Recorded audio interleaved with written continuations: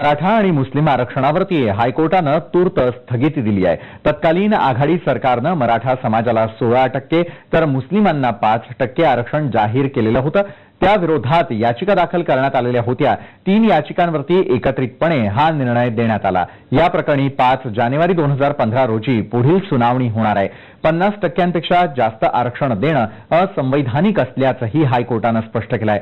मराठा समाज सामाजिकदृष्ट्या मागास नसल्याचंही निर्णयात स्पष्ट करण्यात आलेलं आहे। मुस्लिमांना शिक्षण, नोकरी वगळता आरक्षण नको, तसंच राजकीय उद्देशानं मुस्लिम आरक्षण नको असंही हायकोर्टानं बजावलंय। तत्कालीन आघाडी सरकारनं लोकसभा निवडणुकांच्या आधी आरक्षणाचा निर्णय घेतलेला होता, मात्र हायकोर्टाच्या निर्णयामुळे सरकारचा निर्णय चुकीचा होता, यावर आता शिक्कामोर्तब झालंय। तर हायकोर्टानं नेमकं काय म्हटलेलं आहे ते पाहणार आहोत ग्राफिक्सच्या माध्यमातून। 50%पेक्षा जास्त आरक्षण असंवैधानिक, सामाजिक दृष्ट्या मागास नाही, मुस्लिमांना शिक्षण, नोकरी वगळता आरक्षण नको, राजकीय उद्देशानं मुस्लिम आरक्षण नको, 50%पेक्षा जास्त आरक्षण असंवैधानिक, सामाजिक दृष्ट्या मागास नाही,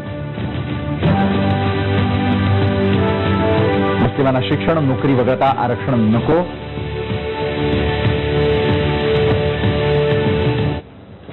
हायकोर्टानं मराठा आरक्षणावरती दिलेल्या स्थगितीच्या निर्णयाचा अभ्यास करून गरज पडल्यास सुप्रीम कोर्टामध्ये दाद मागू असं मुख्यमंत्र्यांनी स्पष्ट केलं आहे। कायद्यामधील त्रुटी दूर केल्या जातील असंही त्यांनी यावेळी सांगितलं। या संदर्भातली पूर्ण माहिती मिळालेली नाही, पण सरकार मराठा आरक्षणाच्या पूर्णपणे बाजूने आहे आणि हायकोर्टामध्ये मराठा आरक्षणाच्या संदर्भात जर काही निर्णय झाला असेल तर त्या निर्णयाला आम्ही सुप्रीम कोर्टामध्ये दाद मागू। कुठल्याही परिस्थितीमध्ये मराठा आरक्षण टिकेल अशा प्रकारचे सगळे उपाययोजना आम्ही करू। जर काही त्रुटी दाखवल्या असतील तर नागपूरच्या अधिवेशनामध्ये कायद्यामध्ये त्या त्रुटी दूर करू, पण कुठल्याही परिस्थितीत राज्य सरकार मराठा आरक्षण हे टिकलं पाहिजे, ते राहिलं पाहिजे याकरता पूर्ण प्रयत्न करेल। म्हणजे कोर्टाने म्हटलंय की मराठा समाज पुढारला म्हणून आरक्षणाची गरज नाही आणि मुस्लिमांना फक्त शिक्षणात आरक्षण द्यावं, बाकी नाही।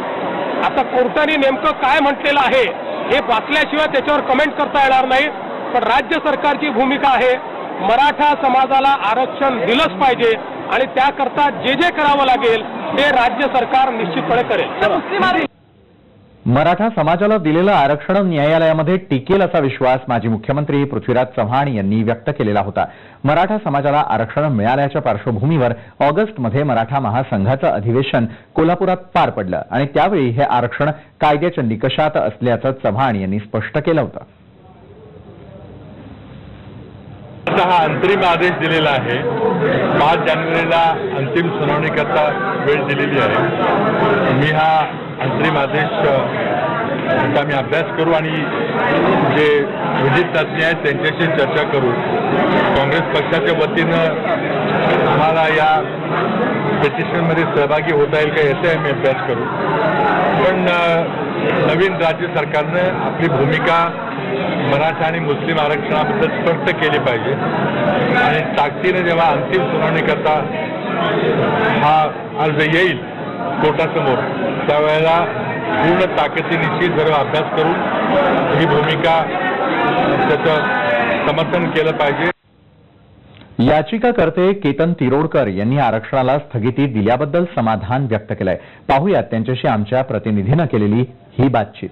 माझी प्रतिक्रिया आनंदाची आहे, कारण या निर्णयाच्या देण्याच्या वेळी तुम्ही 9000 मुलांचं भवितव्य प्रोटेक्ट करा अशी मी हायकोर्टाला विनंती केली होती माझ्या आर्ग्युमेंट्समध्ये। त्या मराठा मुलांचं ऑलरेडी ऍडमिशन झालंय इंजिनिअरिंगला, अशी 9000 कॅन्डिडेट महाराष्ट्रात आहेत, त्यांच्यावर परिणाम होऊ देऊ नका अशी माझी विनंती हायकोर्टाने मान्य करून जरी मराठा आरक्षणाला स्टे दिला असला तरी त्या 9000 विद्यार्थ्यांचं भवितव्याला सुरक्षित ठेवलेलं आहे, ही आनंदाची गोष्ट आहे।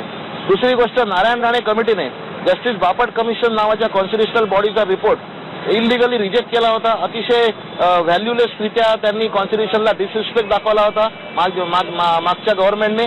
त्या डिसरिस्पेक्टला हायकोर्टाने चपराक दिलेली आहे आणि त्यांनी मराठा कम्युनिटी कशी दरिद्री आहे हे दाखवण्याचा जो प्रयत्न केला होता, मराठा कम्युनिटीचा इन्सल्ट केला होता, तोही भरून निघाला आहे की जो रिपोर्ट मी हायकोर्टाला दाखवला होता नॅशनल बॅकवर्ड क्लास कमिशनचा रिपोर्ट, ज्यामध्ये दिला आहे की मराठा कम्युनिटी फॉरवर्ड आहे, ते हायकोर्टाने मान्य केलेलं आहे आणि मराठा कम्युनिटीला पब्लिक सर्व्हिस आणि जॉब एज्युकेशनमध्ये रिझर्वेशन कॅन्सल केलेलं आहे.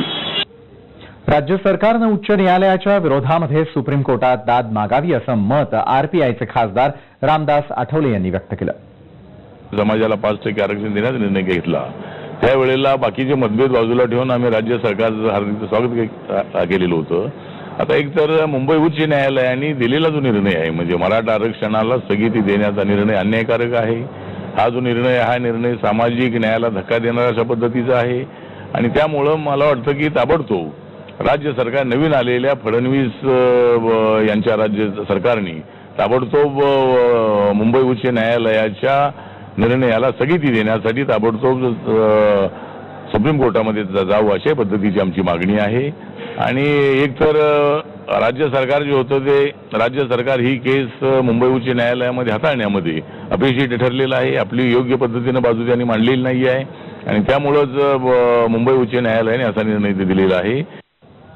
तर मराठा आरक्षणाच्या स्थगितीवरती शिवसंग्राम संघटनेचे अध्यक्ष विनायक मेटेंचं काय मत आहे आणि त्यांची पुढची काय दिशा असेल याविषयी बातचीत केलेली आमचे बीडचे प्रतिनिधी महेंद्र मुधोळकर यांनी.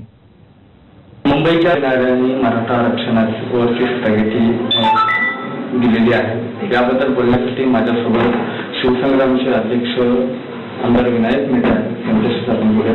मेटे प्रतिक्रिया मराठा समाजाला जे 16% आरक्षण दिलेलं होतं आणि मुस्लिम समाजाला 5% आरक्षण दिलेलं होतं, तो आरक्षणाचा निर्णय आज माननीय मुंबई हायकोर्टाने रद्द केलेला आहे. हा निर्णय अत्यंत दुर्दैवी आहे आणि मराठा समाजाच्या मुस्लिम समाजाच्या विकासाला खीळ घालणारा आणि प्रतिरोध लावणारा हा निर्णय आहे, हे मी आपल्याला या ठिकाणी स्पष्टपणे सांगू इच्छितो. ज्या लोकांचा मराठा आरक्षणाला मध्यंतरी विरोध झालेला होता त्यांचा कुठेतरी आता विजय लोकांना ज्या लोकांना जे याचिकाकर्ते आहेत त्यांच्याकडे पाहिल्याच्या नंतर हे स्पष्टपणे जाणवत आहे की याच्या पाठीमागं काही शक्ती आहे. त्या शक्तीचा आज तरी विजय झाला असं म्हणायला हरकत नाही. आपल्या मार्फत मी संपूर्ण राज्यातल्या मराठा समाज आणि मुस्लिम समाजाला सांगू इच्छितो की जो न्याय देण्याची भूमिका आम्ही अगोदर घेतलेली होती, आता सुद्धा माननीय मुख्यमंत्री देवेंद्रजी फडणवीस यांची सुद्धा ती भूमिका त्यांना सोबत घेऊन या सगळ्या समाजाला जे आरक्षण दिलेलं आहे ते कोणत्याही परिस्थितीमध्ये ते आरक्षण त्यांना परत मिळवून आम्ही देऊ. याकरता जर काही कायद्यामध्ये बदल करावा लागेल, दुरुस्ती करावी लागेल किंवा अन्य नवीन कायदा आणावा लागेल तर तीही आणण्याची तयारी आम्ही निश्चितपणाने करू. पण कोणत्याही परिस्थितीत या समाजावर अन्याय आम्ही होऊ देणार नाही आणि म्हणजे ही स्थगिती दिलेली आहे ही स्थगिती आहे, अंतिम निकाल नव्हे. पण घालून जायचं काही कारण नाही आणि आम्ही शेवटपर्यंत लढाई करू आणि जिंकू. बिलकुल हे अंतिम निकाल नाही, हे स्थगिती आहे आणि त्याच्यासाठी आम्ही पुन्हा संघर्ष करू, पुन्हा लढा देऊ असे विनायक मेटे म्हणतात. कॅमेरापर्सन ज्ञानेश्वर सोबत महेंद्र कुमार मुधोळकर, TV9 मराठी, बीड. आणखी काही महत्वाच्या घडामोडी पाहणार आहोत का छोट्याशा ब्रेक नंतर.